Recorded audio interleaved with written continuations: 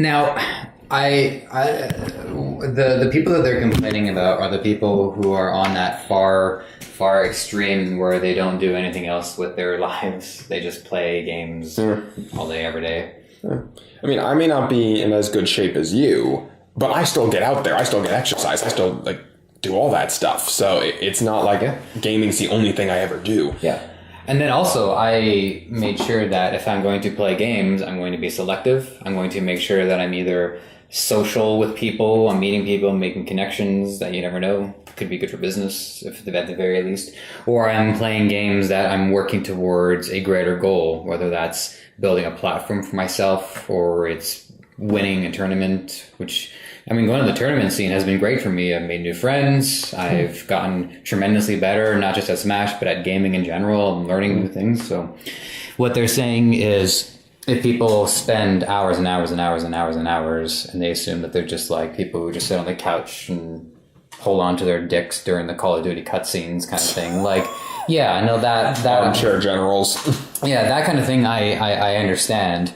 And we've talked about that. We talked about that in the Stop Being a Child episode. It's, look, don't give up on something that makes you happy, but be responsible. Don't just sit around and not contribute to the world in some way, shape, or form. Go get a job, try having a kid when you can. Yeah, I mean, we can casually enjoy alcohol to no problem, but we can also do it to excess. You know, okay, we can have water to excess. People have died from that, apparently. Yeah, it's called drowning. It's terrible. No, like actual consuming too much water. Yeah, I know. Okay, I like making that joke whenever I get the chance to do it. All right, so do we need to reclap or? No. I'm, for one, going to keep all of this because it's honestly. Okay, absolutely. Hello, we're back. It's been a bit of a while, but that's kind of how life works. Yeah, sorry, but we're here now, so you're welcome. You know, to all 7 of our fans. Thank you, Mr. Potato Man at Potato Man TV, Caution's little brother Mike. He's been very loyal. So shout out to you, Mike, for watching our episodes and contributing and being a guest. He was a guest in the episode. But welcome back. Welcome back. Here's to you. Today we are going to be talking about the mentalities that players bring to their games. And specifically, we're going to talk about casual, competitive, and hardcore mindsets. Now, the reason why I wanted to do this episode, there's a story that started to get my brain kind of thinking about this, was when I went to play Pauper Magic the Gathering at the Hairy Tarantula. Now, this is a couple of years ago now. Yeah, just as a quick explanation, the rules of Pauper Magic the Gathering, it's like regular Magic the Gathering, but you're only allowed common cards. The idea is that you can build a Pauper deck with $15, pretty much. Yeah, and I'm the experimenter type, so I like to try a deck out for myself. And, okay, these cards don't work. I'm going to have to go get some other cards to replace it, try to make it more efficient. So it's much more comforting to know that replacing it's going to be 25 cents or $1 if you get a full play set as opposed to $15 per card kind of thing. Yeah. So it's a great format. It's one that I would like to play again, but like we said, life does things to different people, and I was in the minority of players there in that I had brought a deck that I came up with myself, whereas pretty much everybody else there had some kind of deck that they had either seen online and then adjusted to their preference or play style. As a general inquiry, when people do that, when people look up guides for decks and they just build that deck and come to a game night with a deck, is it actually them playing?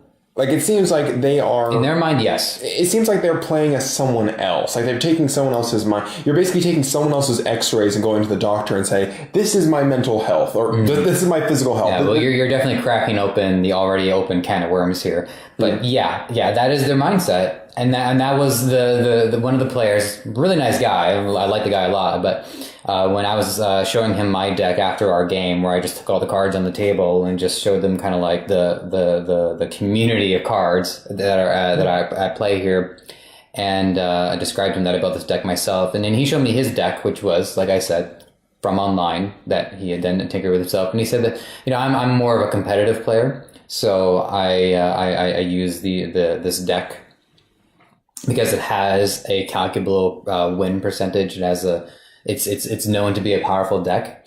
And I didn't disagree with anything he said, but I was thinking about it after a while, and I'm competitive too. I mean, I don't go to a tournament to lose. I go to a tournament to try to win like everybody else. I just so happen to have a deck that I made myself as opposed to a deck that was found online, which at some point was a deck that somebody else had to have made themselves, you know. Those decks tend to have a little bit more of an advantage because it's not just one person working on it, asking for help every now and then. It's many people working on it, tinkering with it, experimenting with it. Giving that deck more exposure to more minds and more ideas does put it ahead. Now, why I'm thinking about this and I'm talking about this is because I think that with the way games are designed from the beginning, by nature they're competitive. Now, I'm not so much discussing single player games, because with single player games, it's more about what the player wants to do to the game. It's not the same thing as when a human being is interacting with another human being. So I'm not really thinking about single player games so much when I'm talking about this.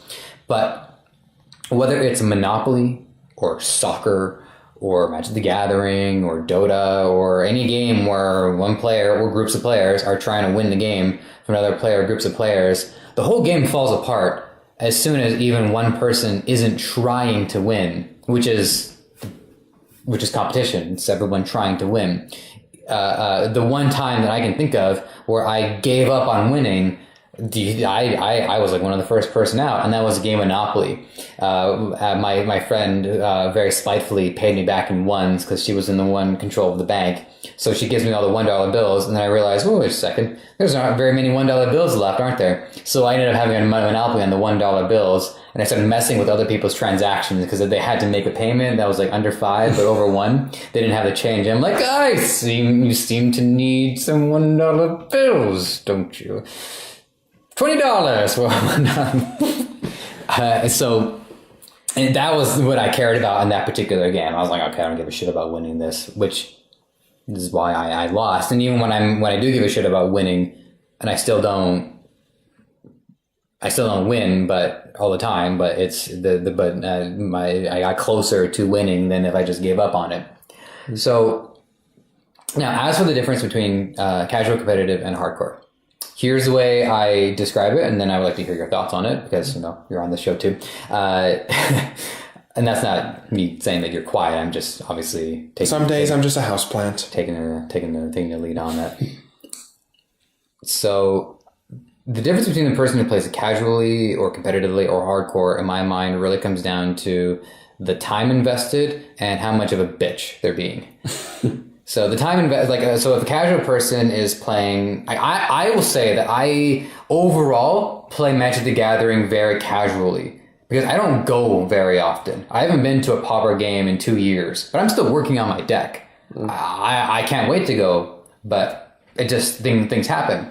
So for me, it's about the time invested. A casual person might show up to a tournament once, like me, maybe once every 2 years, hopefully less than that. A competitive person might show up once every 2 weeks. A hardcore person might show up more than that, or maybe less than that. But the decks themselves shouldn't have anything to do with the mindset. If no matter where you got your deck idea from, whether you built it yourself or you got it in a magazine or somebody gives you a deck or whatever the case is, you need to be playing to win. Otherwise, don't play the game at all. No matter what, do not play to win. Play to win. But if you don't, the more you do it, the better you get at it, and so that puts you ahead of other players, absolutely. But that's it. Now, it has been said that the only difference between a regular person and an Olympian is 10,000 hours of practice. Yeah. The 10,000 hour analogy is used basically to say you want to master something, spend 10,000 hours trying to do it. And they're not wrong. As somebody who's spent maybe 3,000 to 4,000 hours just being a podcaster and an editor, once I fill out those next 7,000 hours, I'm going to be even better than I am now. It's just based off the information that I have available to me. I was this good. Now I'm this good. I'm going to be this good and this good, and that just goes for everything. Now the other side of it too is whether or not you're being a bitch. And this was a discussion that I have with a bunch of people in the Smash community when it comes down to which characters they choose. Now, anybody from the Smash community who's watching this video because you saw me link this on Facebook, you know exactly who I'm going to be playing. I play a character that is at best deemed mid-tier, not top tier, and low tier or high tier or whatever. And the mentality is somebody is picking a top tier character because that's going to involve less effort. And the question is, why would I bother putting in more effort when I can win with less effort put in? Now, I accept that. I don't agree with it, but I accept that. And it's the mentality that you, hypothetically, would be working twice as hard to achieve the same outcome as your opponent. Yeah. And that can make it feel like it's unbalanced, or like, why am I doing this? Why am I suffering? Yeah. Now, if we're talking about the workplace, that makes sense as well. I mean, if I can produce the same result with less effort, then why would I do that? And in that sense, yes, that makes sense. But there are some weaknesses to this mentality. One aspect of it is that, games are an opportunity to really test your skill and to do something that means something to yourself as opposed to just an arbitrary win. If my character Link, if my character were deemed high tier, I'd still play him. If my character were deemed the worst character in the game, I'd still play him. So for me, this doesn't really matter.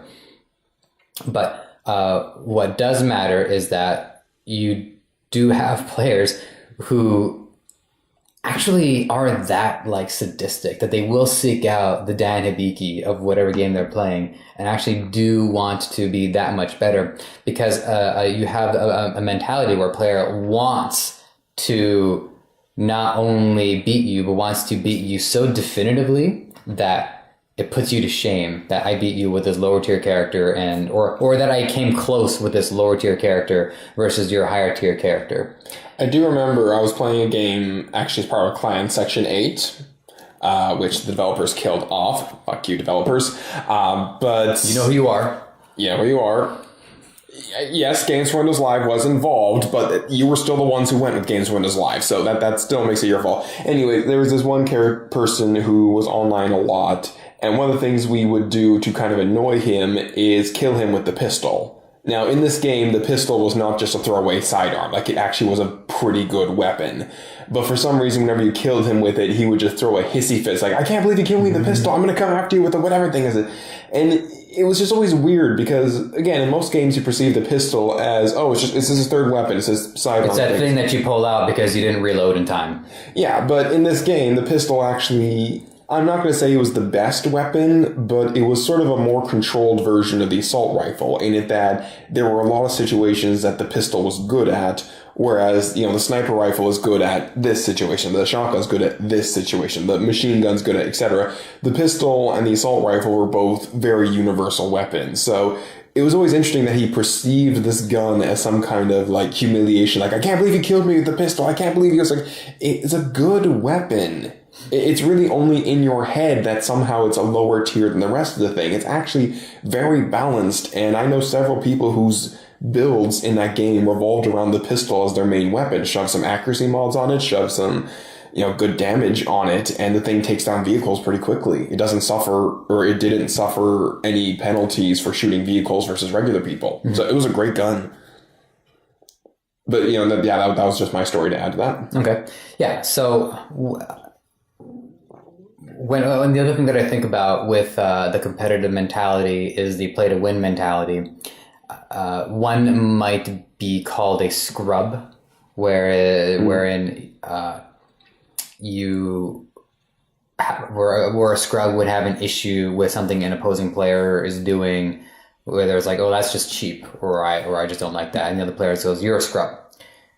You're not playing to win. You're playing because you have this sense of honor or what you think the game is worth, and that makes you a scrub. Now, I think what makes a person a scrub is if they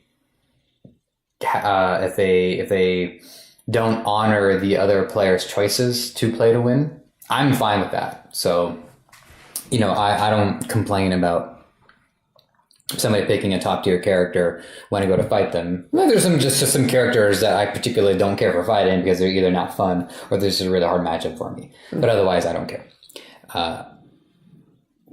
But I think if we continue going down this path of playing to win is the only thing that matters, I don't think that's a healthy mentality to approach life with.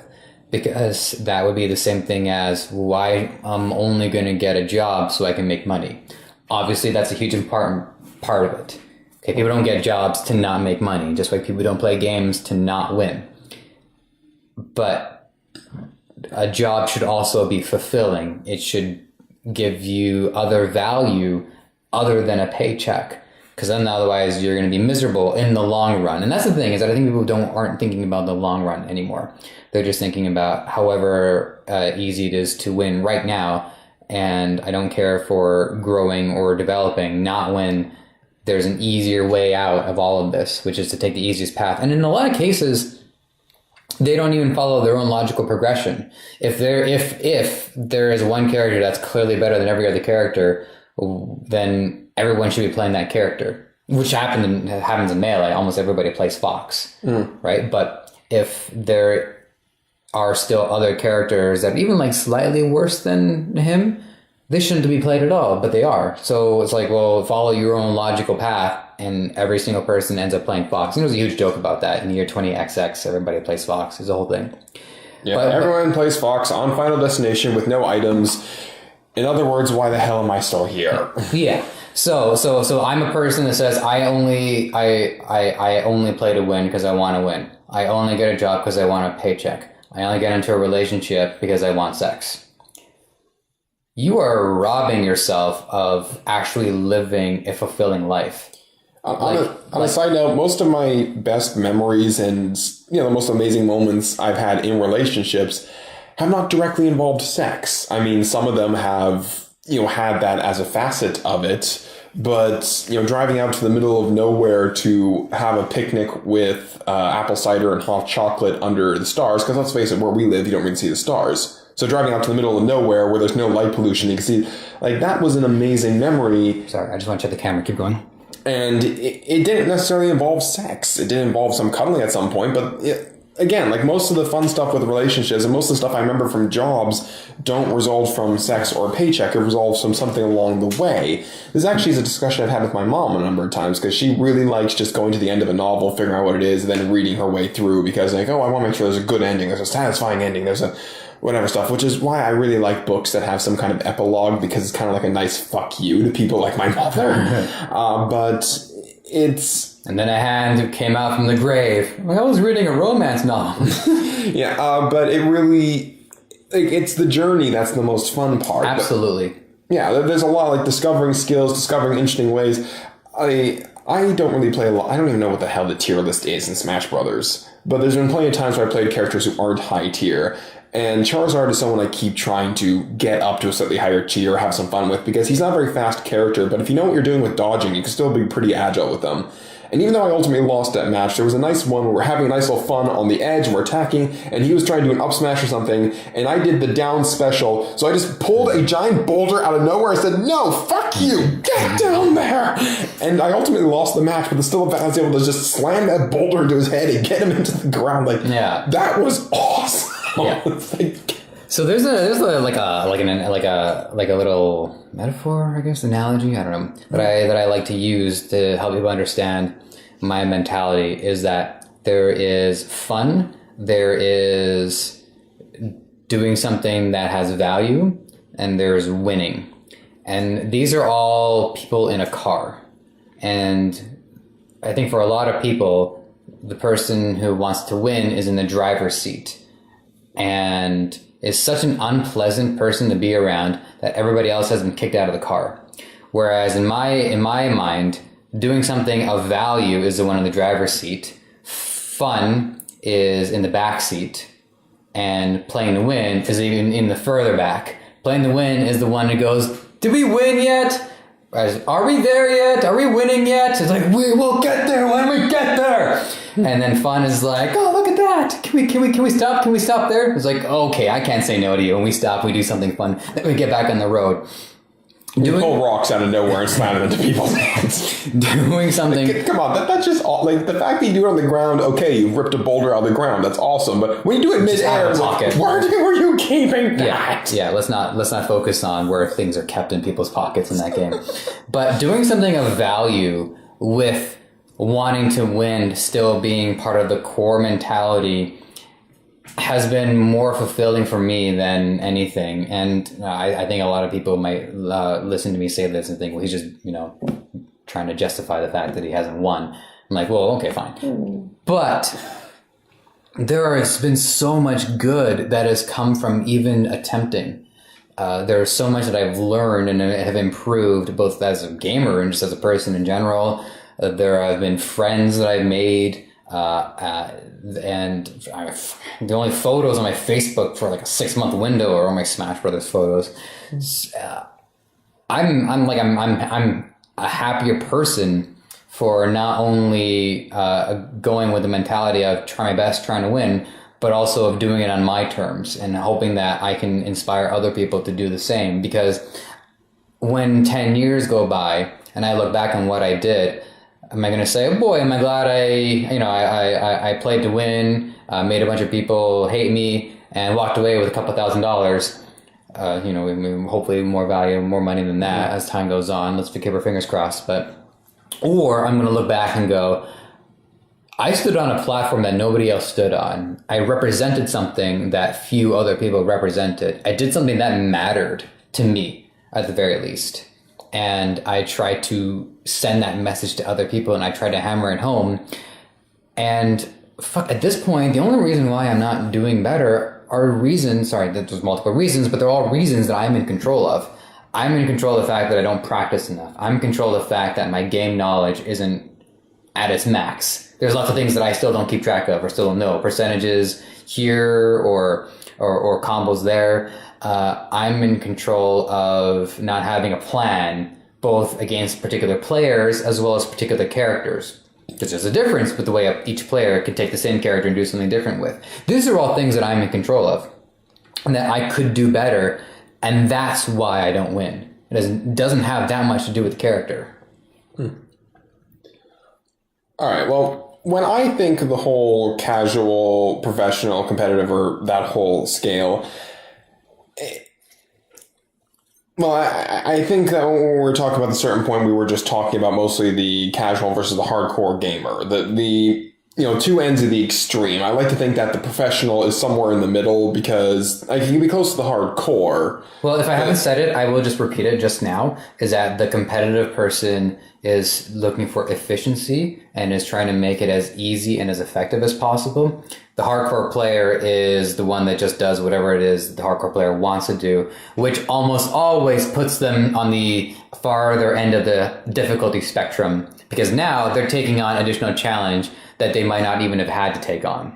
So, all right, well, when thinking between the casual and the hardcore, I think of it more as an internal thing about people interacting with each other. I mean, your way of looking at it is completely valid, and I'm not even quite sure why I'm bringing that up, because these are just two ways of looking at the same thing.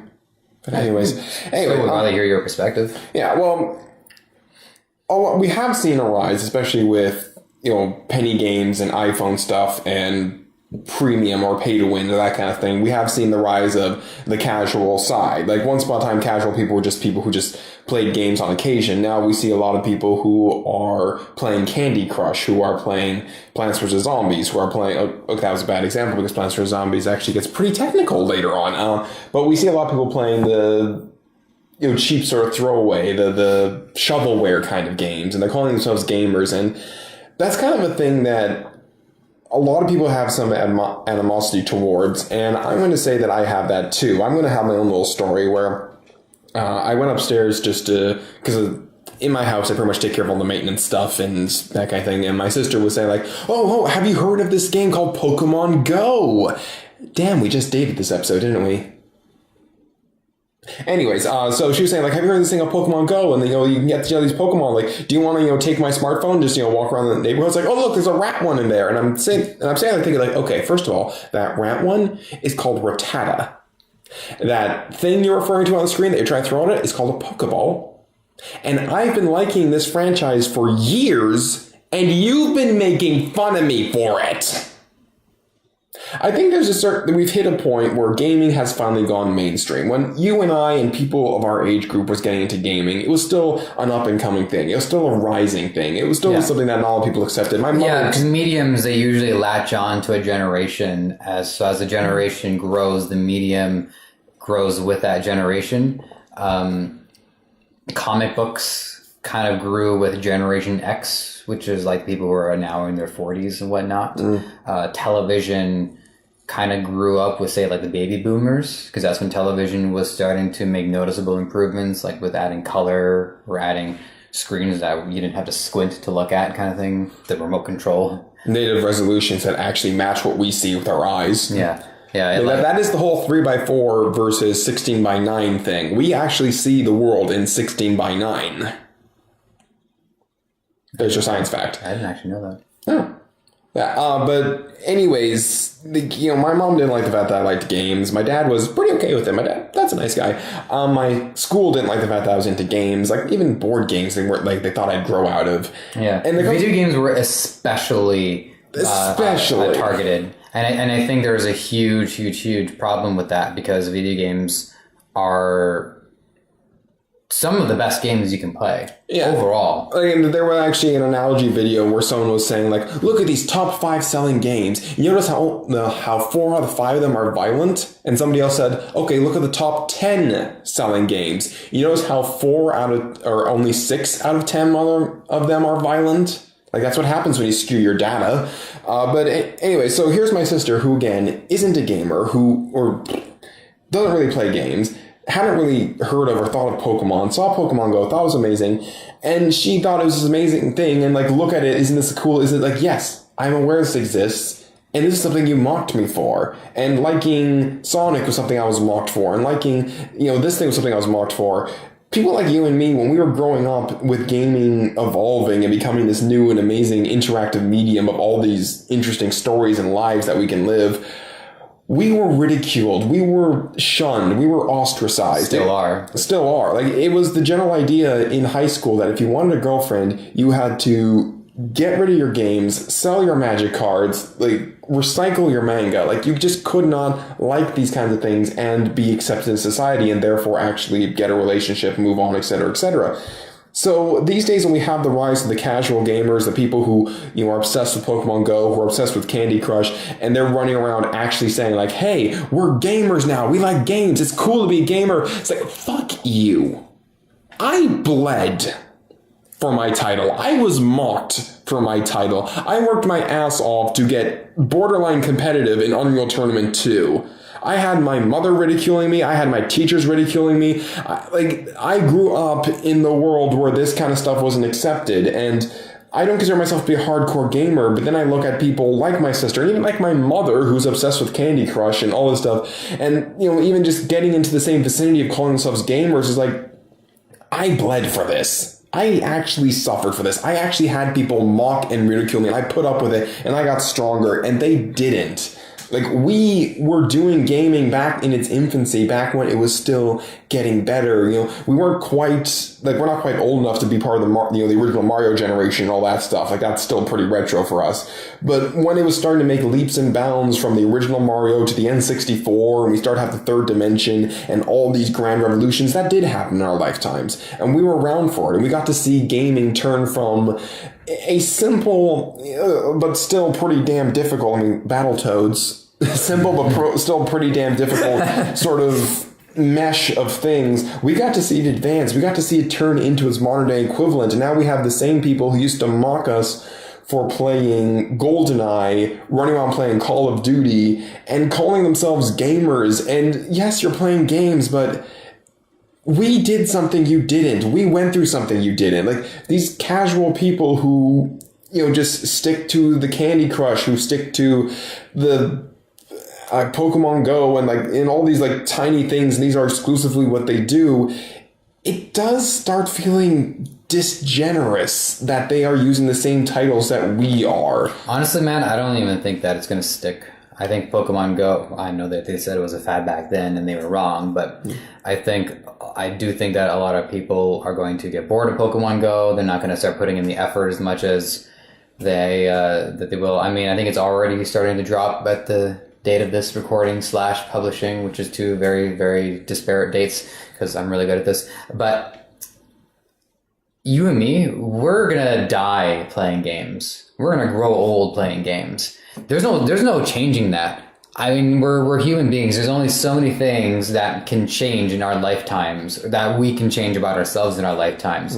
You think I'm not going to get married and have kids and have work that can provide? All of that's going to be true, but I'm still going to play games. That's not going to change. It's too ingrained in my DNA. I'm too conditioned, and I live for playing games. And I think it's ridiculous that anybody would live a life without any kind of entertainment or fun or joy.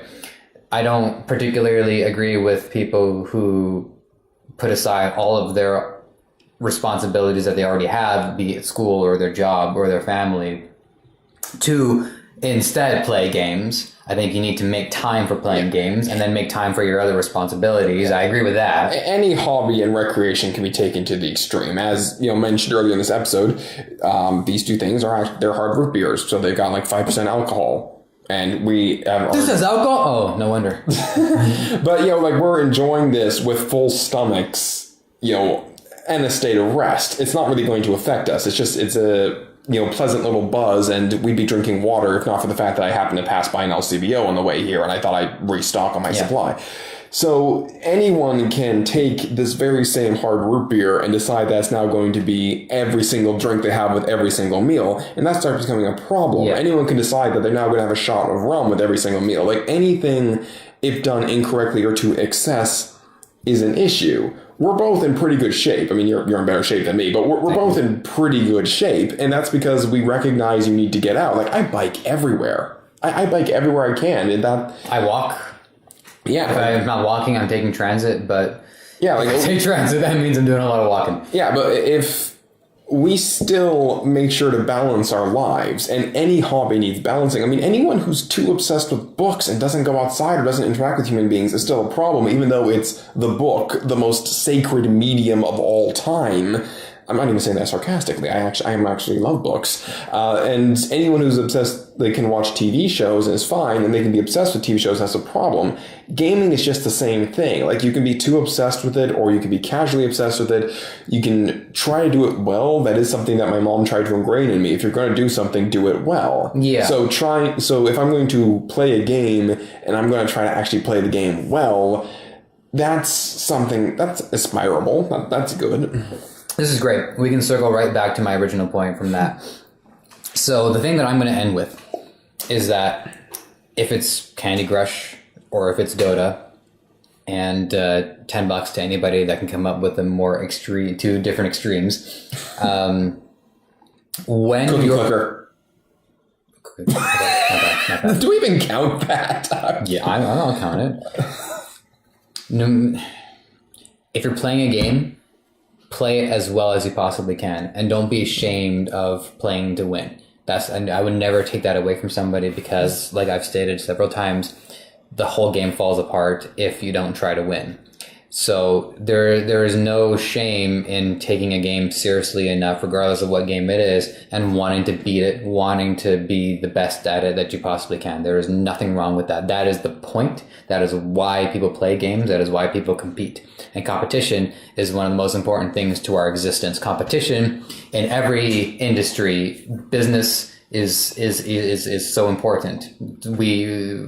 Just talk to the Americans. They need the competition. Well, it's kind of ingrained in our nature. I mean, there's something that I think a lot of philosophy keeps falling back on is we were animals several thousand years ago, or like 3 or so, whatever thousand years ago. We descended from animals, and as much as 3 or 4,000 years sounds like in our lifetimes, in the life of the universe, that's pretty minuscule. And you can look at pretty much even a house cat and realize there's being territorial, there is, a level of aggression there. There's also a level of submission. There's also, like, it's a very simplistic nature, but part of our core does include a certain history of violence. There is a certain need for aggression to survive, and we didn't always have these lovely houses. We didn't always have these lovely huts. We weren't always able to go to the supermarket and buy some chicken breasts. Once upon a time, we had to catch a chicken, behead it, and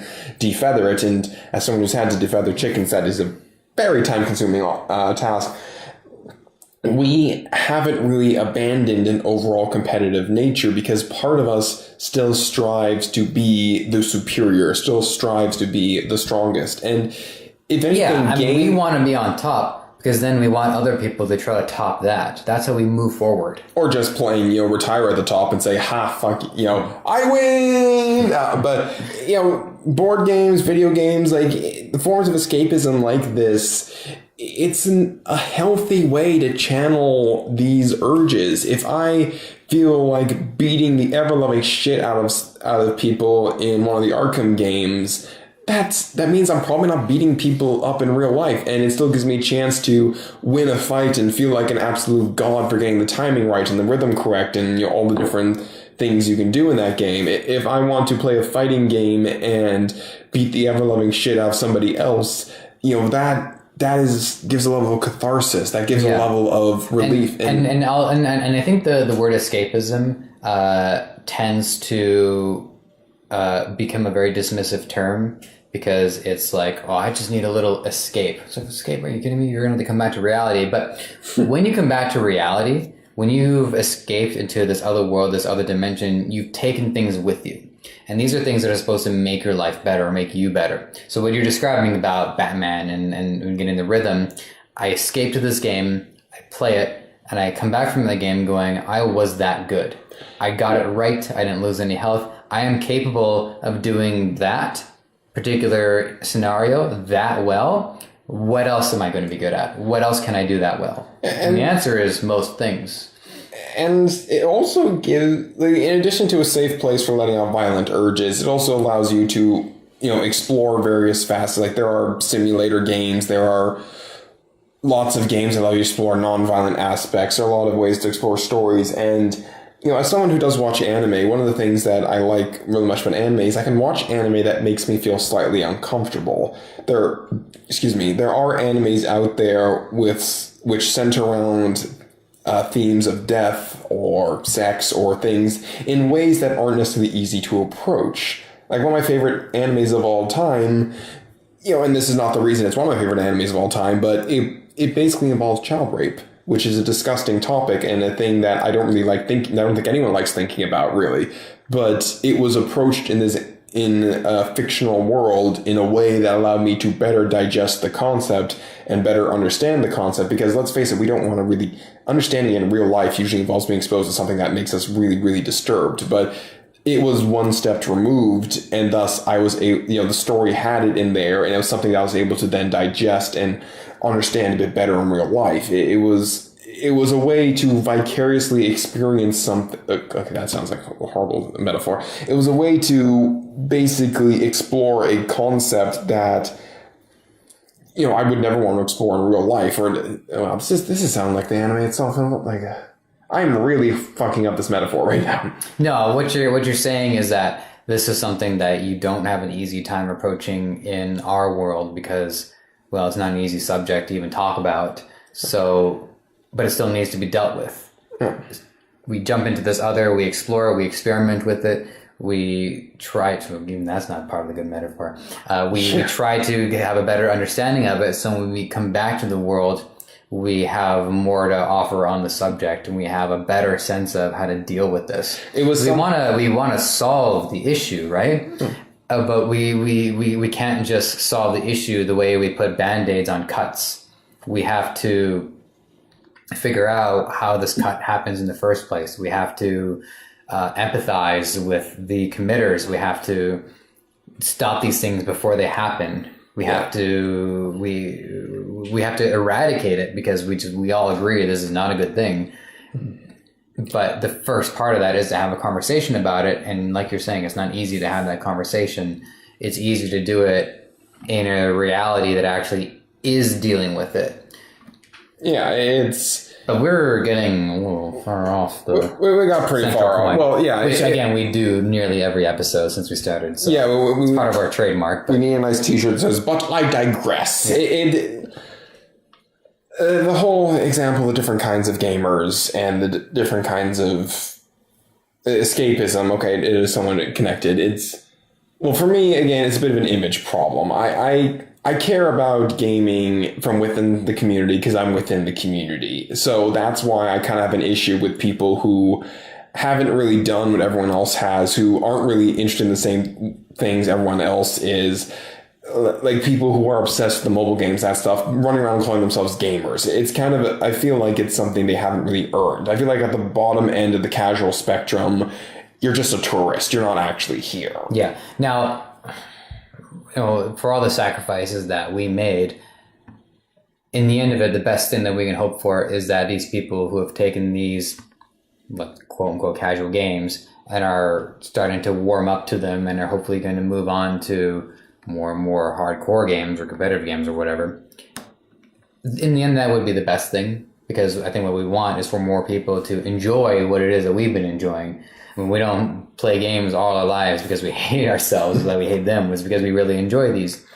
And to state my point, the way you stated your point, is that I am a hardcore gamer. I live my life so that I can play my games.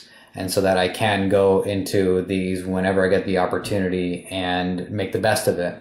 So I feel bad for people who don't treat the games that they play with that same level of respect that I do, or that same level of enthusiasm that I do. I feel bad for people who love a character for years and years and years and years and years, and then don't even want to play that character in a game when that so happens to be the case.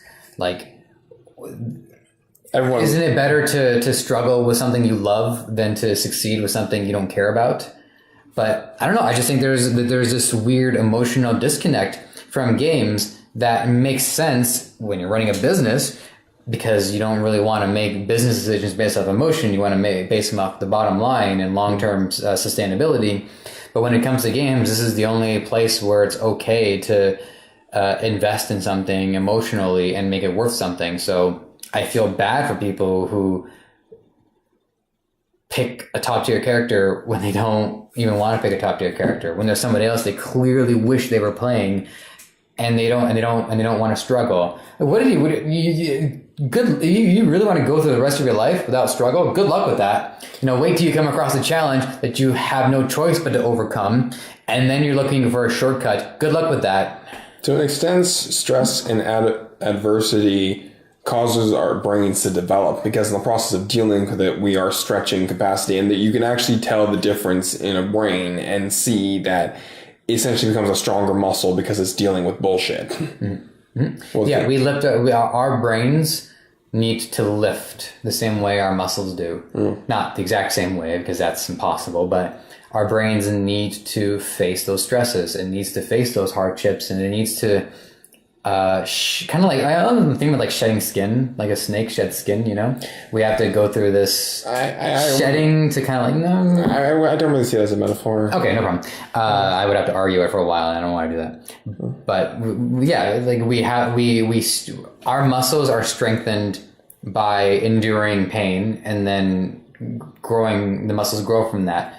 And the same thing goes with our heads too. We endure the struggle, and we come out on top. All right. And that was our episode about casual and hardcore. All right. I don't really care to do this, but it's YouTube, so we might as well. So what'd you think about that? Hit the subscribe button, like in the comments, and go to our Patreon page and send Our non-existent Patreon page. Non-existent Patreon page. If you can somehow subscribe to our Patreon page, please let us know how the hell you manage that.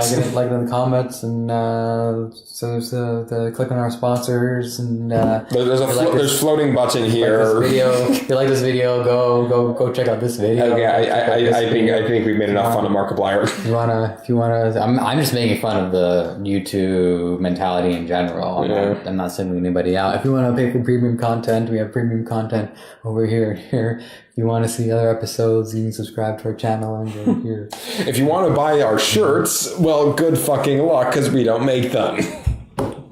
You can buy this one. I don't want to sell it. I like this shirt. Okay. Yeah, I like this one too.